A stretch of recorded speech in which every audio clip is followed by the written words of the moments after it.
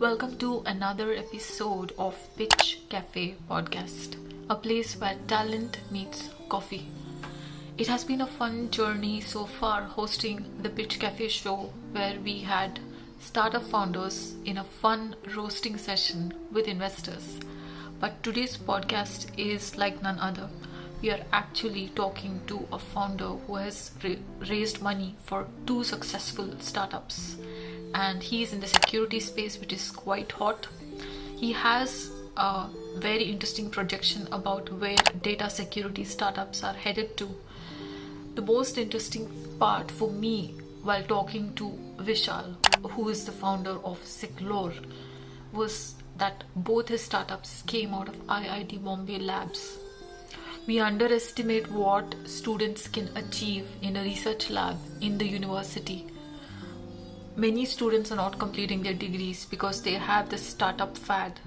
But think about a situation where you complete your degree successfully and in the university lab, under the supervision of your professors, you're creating something amazing. Vishal's story is like that. So his first startup was his engineering project, and his second startup was under the guidance of a professor at IIT Bombay. In fact, his office was very close to the IIT Bombay Labs. So this is a journey of a startup founder in the security space, and he has tons of advice for students who want to do their own startup. So here we have Vishal from Seclore. Without further ado, let's get started. Hello and welcome to another episode of Pitch Cafe podcast. This is Vida, Patil, your host, and we bring you 10x hacks for startup and venture success. It has been a fun journey doing Pitch Cafe podcast, and we always pick someone very special. Today we have with us Vishal. He is the founder of a startup called Seclore, and I was thoroughly impressed by him when he gave his first webinar at FalconX during the pandemic. Everyone was distraught. They did not know what was going on, how to manage startups, how to manage their team, how to work with investors during the pandemic. And there he was, confident with a plan, showing results and outcomes, inspiring other founders. So welcome, Vishal. Thank you, Vida. Thanks a lot for having me. Yeah, what a pleasure and honor to have you here. I'm always completely fascinated by founders from IITs, and you are from IIT Bombay. So, just to open the conversation, tell us a little bit about yourself, where you are from India and what brings you to Silicon Valley and how long you've been here. Oh, that's a big question. So I grew up in a small town, northern India. Dad had a transferable job, so constantly moved every 3-4 years, and then did my engineering at IIT Bombay, and then my final year project got converted into my first company that I started back in 2000. Wow. Which was called Herald Logic. Herald Logic ran for about 6 years and so on. About 6 years. And it was acquired by an Australian company. The team, it was a good acquisition. The team spent a year and a half with the acquirer, and then around 2010-11, the same team came together for Seclore. Wow, fantastic. So you are on your second home run here, almost. Well, home run or not, that's relative, but yes, second company, same founding team. It's been a pleasure working with. Fantastic. So Vishal, I want to grill you a little bit about this. How did you convert your final year project into startup? I have a lot more questions, but first that, because this is viewed by a lot of student entrepreneurs and founders, and they are in the same state right now. They're in third year and fourth year. They work on their startup ideas on weekends and after they come back from college. Sure. So what is it that you can tell, the top 3 things which made your final year project convert into a startup? What did you do to make it happen? Let me go back. So I think commercial viability is usually the biggest challenge with student-oriented projects, right? So the first thing that I would advise anybody who's thinking of converting their academics into a commercial project, right? Whether it's a company or anything, is to test out commercial viability very early on. Very true. Ideas that look very good in on paper and in the lab turn out to be not such great ideas when they hit the market. And I think that's something that I and the other co-founders at HeroLogic did very well, which is we field tested commercial viability. Wow.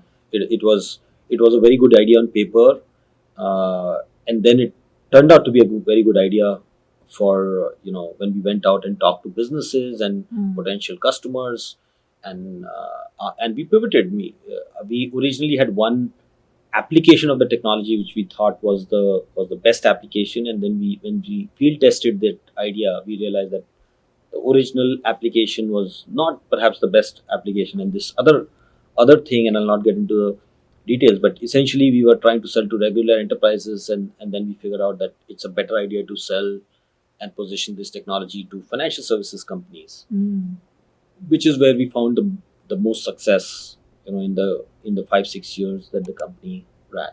So I think field testing ideas is very important. Wow, you've already nailed a startup recipe in your first startup. You pivoted, and you also knew how to evaluate an idea and test the commercial viability. Now, if you were to tell me 3 steps to evaluate a good idea, what would they be? What is your recipe for that? Actually, there's just one, which is make sure you're in touch with your potential customers very early on. The holy grail. Right. Absolutely. Yeah, exactly. So as long as customers are happy and customers validate this idea, everything else fixes itself, right? Fantastic. Employees will come in, investors will invest, partners will partner, right? All the other things will fit in place. So very early on, at least at HeroLogic, there are 2 things that were the focus. One is to make sure that we continue to remain very close to the customer profile, and the second is to make sure that there is good founder chemistry, right? Because companies can survive a lot of things, but they can't survive founders who don't work well with each other, right? There are a lot of companies which have survived bad products, bad marketing, bad sales. They right? did. There are a lot of companies Gosh. which have survived, but there is no company which has survived founders not being able to work together well with each other.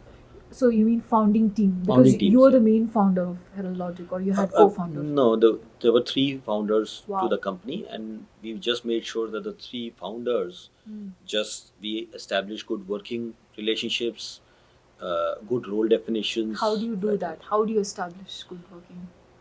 I wish I had a formula for that. It's more it's more Organic? art. Yeah, it's more art than science. I think it's like marriage, right? Yeah. I mean, is there a success formula for marriage? At least I don't know of it. But you just work things out. It's about making a decision. The focus is making it work. It's Yeah. not being logical about interactions. It's being Absolutely. making it work. Yeah, absolutely. So I would say the 2 things is be close to the customer and Be make close sure to the that the executive team and the founding team knows exactly what they're doing.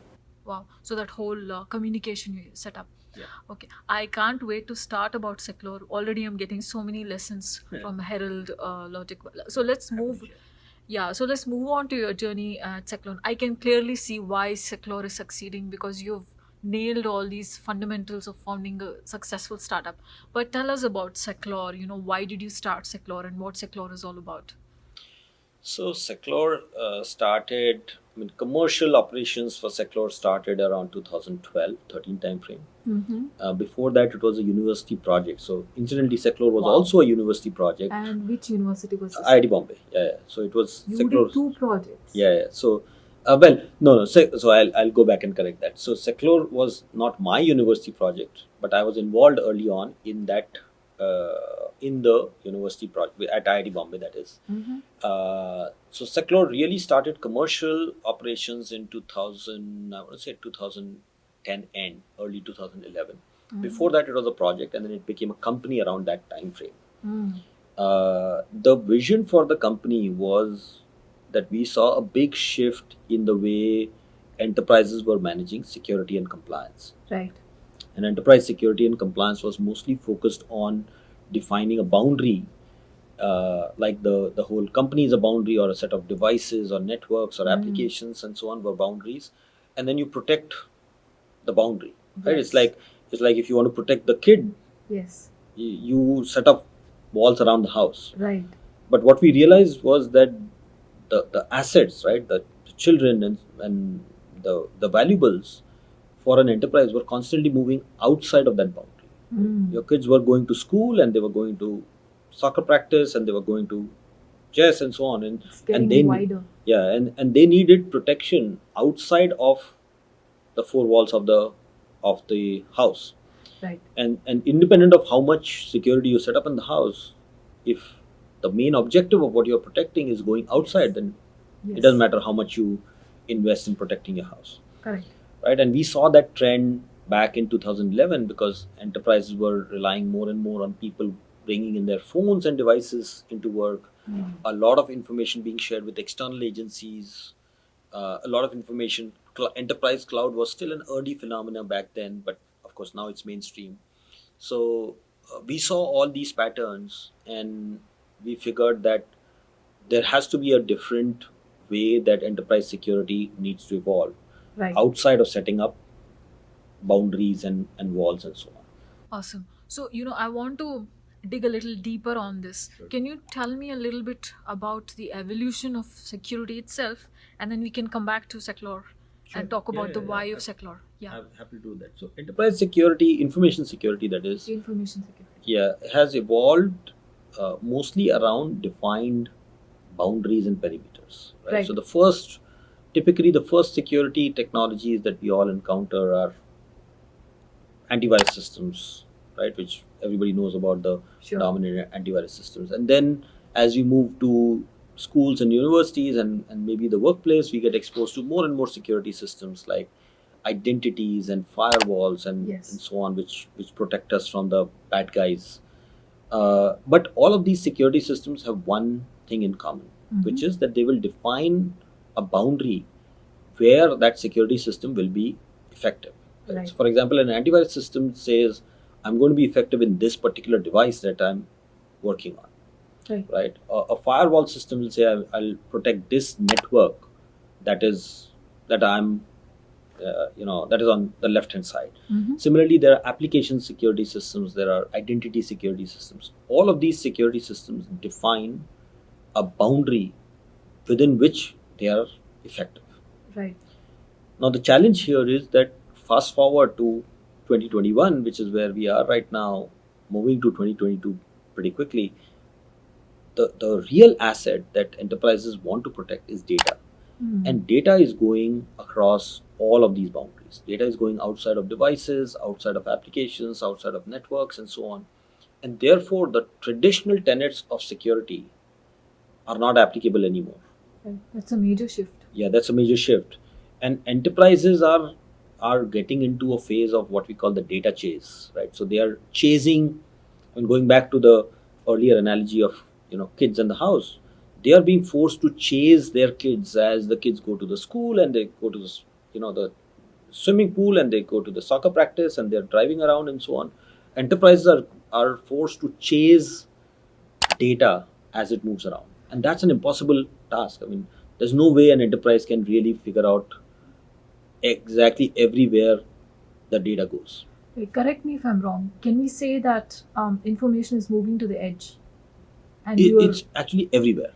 The challenge Everywhere. here is that you cannot say information is going to this X place, Right. because it is going to every place imaginable. Right? It's going on your phone, it's going to the cloud, it's going to external agencies, it's going to watches now. Yes. It's going everywhere. Right. So the fundamentals of the security, enterprise security specifically, are changing because the very things that enterprises want to protect are moving outside of their control.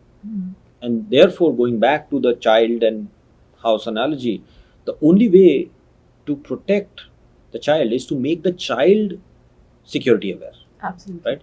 If you teach your child, how to watch for the wrong signals, how to make sure that they don't get into they don't talk to strangers, and if it comes to arm them with skills so that they can protect themselves wherever they go, and then it Right. doesn't matter whether they are going to the pool or they are going to the school or they are going for soccer practice or driving on the road. The whole tenet here is that the asset itself needs to be security aware, and the Such asset a- is information. It's such an amazing shift. So you said information, and then you used the word data. Right. Is that the same, or do you differentiate? Right now it's the same. The way I'm using that interchangeably, but yeah, it could be any kind of information, right? So it could be emails, it could be documents, it could be XML messages, it could be any kind of information. Yes, Right. anything that is valuable. So great, Vishal. Thank you so much for summarizing this whole journey of security. Most people don't understand the nuances. The only thing we know is when the security breaks and a company is, is in the headlines for a breach. So, is there some experience like that you've had with your client, where you felt that your product was really make or break, or is that something you Sure. want to share? Mm-hmm. Yeah, so Seclore's focus is to make sure that information itself becomes security aware, Mm-hmm. right? So the simplest example here is that you can send me an email Mhm. with a document, and then that document or email itself will know what are the security controls that should be applicable. So let's say Wow. you send me a document and with an email, and now that document itself knows that my name is Vishal. So Vishal is only allowed to view and edit and respond back to Vida, but not forward it to his friend in the next cubicle, Amazing. right? So this is alive. Yeah, absolutely. So the Amazing. document itself is aware now Amazing. of what should happen to the document or the email or whatever is the information, Wow. right? So when I open this document, I can only view and edit, and then I can only respond back to you. Mm. I cannot forward it to anybody else or do anything fancy. And all of these controls are going in the document itself. Mhm. I have so many stories where customers have discovered fundamental things, but let me talk about two. Mhm. The first one is we had a very high profile government agency actually, and the government agency had taken various levels of measure to make sure that unauthorized people can't get into the enterprise file servers where all these confidential documents were getting stored. And as it happens, as a result of a phishing attack combined with some malware, uh, the bad guys did get into the file server, right, where all this confidential information was stored, and they took everything away, right? So millions of documents and so on were lost because all these security systems were compromised. But this enterprise was our customer, and all of those pieces of information, the documents were protected, right? Were secured, as we call it. And so, even though that information was with the hackers, they couldn't do anything with it. When they tried to open the document, it would self destruct. Wow. And the most important thing is that their attempt was captured and reported back. So this agency actually knew what were these hackers trying to do with those pieces of information. So number one, the information didn't get breached because those people were not able to get access to that, and secondly, they sent back information about their location. Right. Wow. So this organization now was able to go back and investigate and actually get to the set of people who had attempted or who had caused the breach. This is such an amazing case study. It's a Yeah. great sell. So, reminded me of a lot of election news where some files were, Yeah, thrown back absolutely. and forth, Yeah. by both parties, and also the WikiLeaks scenario. So, So all of Excuse me. all of those situations, imagine having a kill switch for that Exactly. information, right? Right. You press a button, all that information vanishes. so it doesn't exist right now. This seems pretty disruptive what you're doing.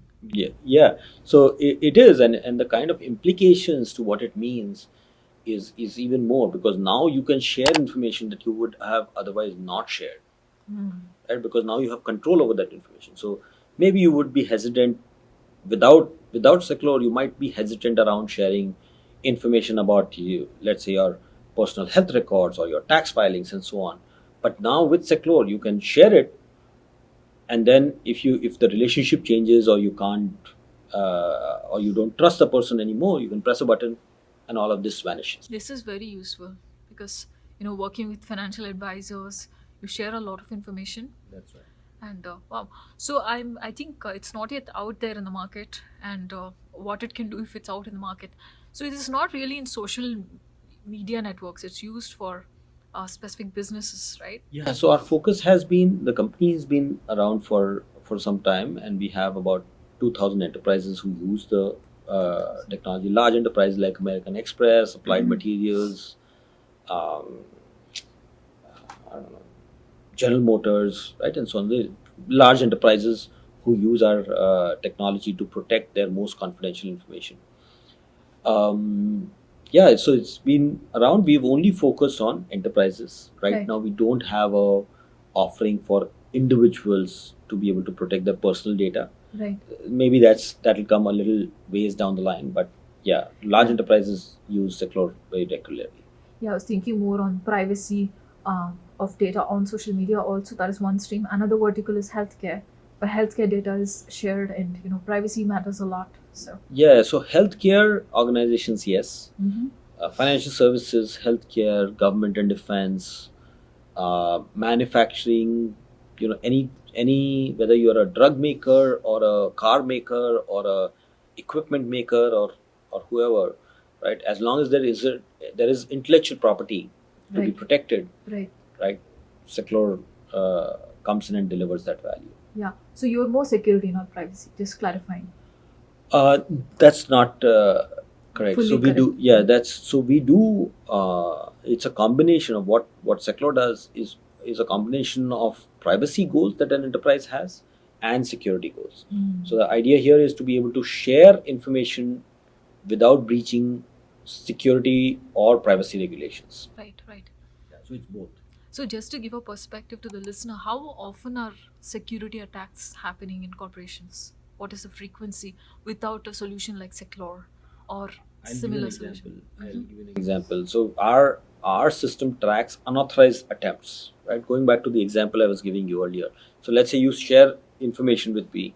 I'm an external legal counsel. You shared a legal contract for me to review, and I'm only supposed to review that legal contract and send it back to you, but not forward or copy or print or make copies or any of that. Now, in an enterprise for one of our customers, which is about 100,000 people, we saw that there are about 14,000 attempts every day 14,000 within a corporation. within one corporation within one Gosh. day. Gosh. Unauthorized attempts to access or share information that was not supposed to be done. So do they all get penalized for that, for doing it? Whoever does it? The Seclore system blocks it from happening, reports that it is Happening. such an attempt was made, and so on. But of course, the action around an unauthorized attempt is something which we leave to the So- enterprise. But just to give you an idea of the size, there are 14,000 potential breaches in one that day. that the enterprise faces every day. Gosh. That's Right, a that's- that's a that's very lot. large. Scale where the solution needs deployment, Absolutely. right? Fantastic.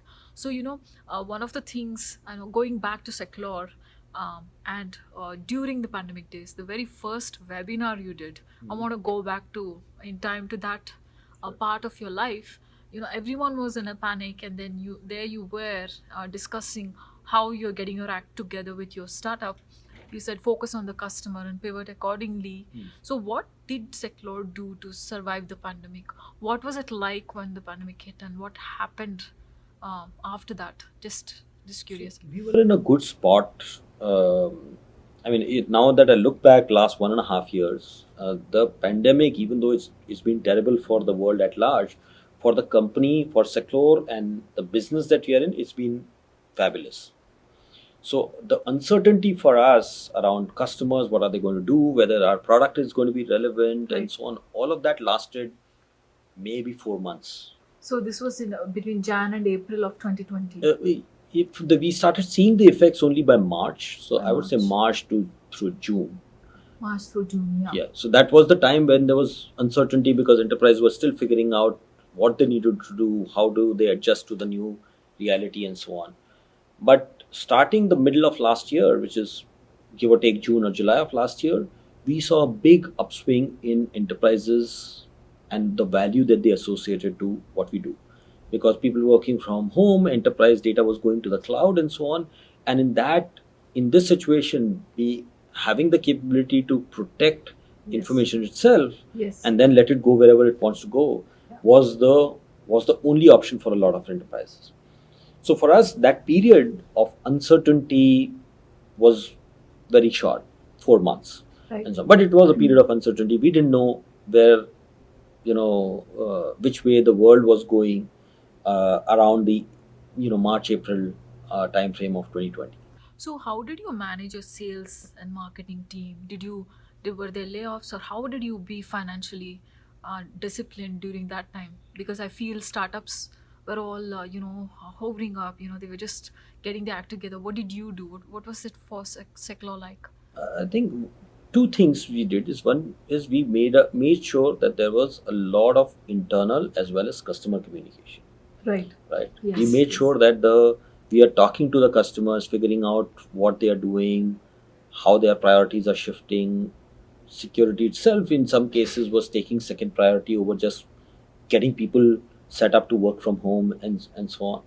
So the first thing that we did is both external as well as internal, right, within the company communication. We were focused on making sure that increased and that didn't reduce as a result of all of these changes. Right.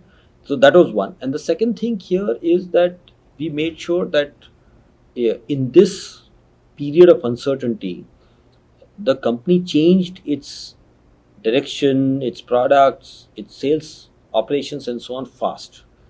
Because it was not possible to say that, hey, we are only going to define our product roadmap once in a year, Right. right? Which is what we were doing prior to that, right? It was possible. So we got into a quarterly schedule of the product, a quarterly schedule for like town hall meetings where the whole company comes together. Used to happen maybe once in 6 months or thereabouts, right? Twice So a kind year. of shrunk your cycles. Yes, we shrunk all the cycles down to what was quarterly, we made it monthly, what was annual, we made it quarterly, and so on. So did this increase your burn rate? Seclore has been very efficient on that front. So Seclore has, as a company, we've been cash flow positive for a long time, and through the pandemic, except for the 3 months of uncertainty, the company has been cash flow positive. So this is a regular discipline you have. Yeah, it's With or the without fiscal pandemic. discipline is just built into Your the ecosystem. yeah, Your, the system. genes of the company. Yeah, Right, right. absolutely. So Wow, okay. so unlike a lot of other companies, we didn't have cash flow issues. There were no big layoffs that we are laying off, a Right. significant portion of the team and so on. So none of that happened. The company continues to be, except for that brief 3 month period, the company was, and then post that continues to be cash flow positive. Right. And our growth rate increased after that period. So since Fantastic. about middle of last year, the growth rate of the company has actually doubled Fantastic. in this period of the pandemic. Fantastic. So, if you're now at which round of funding? We've raised 2 rounds of capital, A and B. I see. Yeah, so that happened some time ago. We might be looking at another round of capital in the near future. I see. And how many employees do you have in? Seclore currently is about 200 people. Wow. And they're distributed globally? Yeah, so US, lots of locations in US, but mostly California and Boston. And then we have a small operation in Germany, a pretty big operation in the Middle East. So we have Riyadh and Dubai, and then the main engineering center is in Bombay, in India. Oh, fantastic. Oh, Yeah, so- IIT Bombay, of course. Yeah. The heart of Yeah. your. So we are actually venture. right up, we're not too far away from the IIT Bombay campus even today. So, do you leverage the IIT Bombay academic feel in any form, even though you're a big startup now? Not anymore, unfortunately. I wish we did a better job, but in the initial years, the first couple of years of the company, the kind of contribution that some of the professors and a lot of students played in the early growth of the company was significant. So we are very thankful for that to IIT Bombay. Amazing. Yeah, Amazing. yeah, but And we don't do a lot of that now. yeah, that's the innovation cell, or it's the placement cell, or is it the labs? Which part of IT Bombay was involved in this? The labs was more placement, not so much. We don't hire like armies of people. We go to a lot of colleges. IIT is one of them we hire from, but it's mostly the engagement with the professors and the labs that they run. Yeah. That was the initial set of interactions we had. Yeah, this is a trend I'm seeing with all disruptive technologies. They're coming from academic labs. Yeah, If you look at Seclore, MIT or both the companies IITs, that I have been a part of have come out of a university project. right, and both have been in security. No, Heralogic was not in security. It was in real-time analytics. Analytics, okay, but analytics is quite a big component of security as well. Yeah. So fast forward 15 years, now now is becoming a big component of security for us today and generally the world. Awesome, fantastic. So I think we can go on and on forever. You are like a professor yourself. No, And absolutely not. let's put you in the professor's seat, and I want to ask you one thing. Where do you see this whole journey of data heading? It has become very personalized. It's become very mobile, and where will it go next? What do you think is the future of data? Oh man, that's It's moved out from your laptop outside. It's become wider. It's you're moving with the data now. Where will it go next? So I think what we are all seeing is that there is a tussle between collaboration and security and privacy, Absolutely. right? Absolutely. And every enterprise, every individual is dealing with, hey, should I share this information or collaborate, or should I make it private, or should I make it, how do I secure it, and so on. And this constant tussle between should I allow something to happen or not allow, and the implications of that, Right. I think the world at large has been taking very coarse choices. Yeah. So for example, a social media network will say, hey, I will have access to all your data and I will use it the way I want it. Right. And on the security conscious will say, hey, I will not provide access to any data and I will contain it and I will make it totally private and so on. Right. And where the world today I see heading is that every individual should have more granular control of how his or her data is accessed and processed. Wow. I think the world is moving to a place where you could tell your social media network, or you should be able to tell your bank or your telecom company what are the things that they can do with your data and what are the things that they cannot. Right. It's usually in fine print, but you want to make it available to them in user-friendly, adaptable manner. Yeah. That's a very big vision.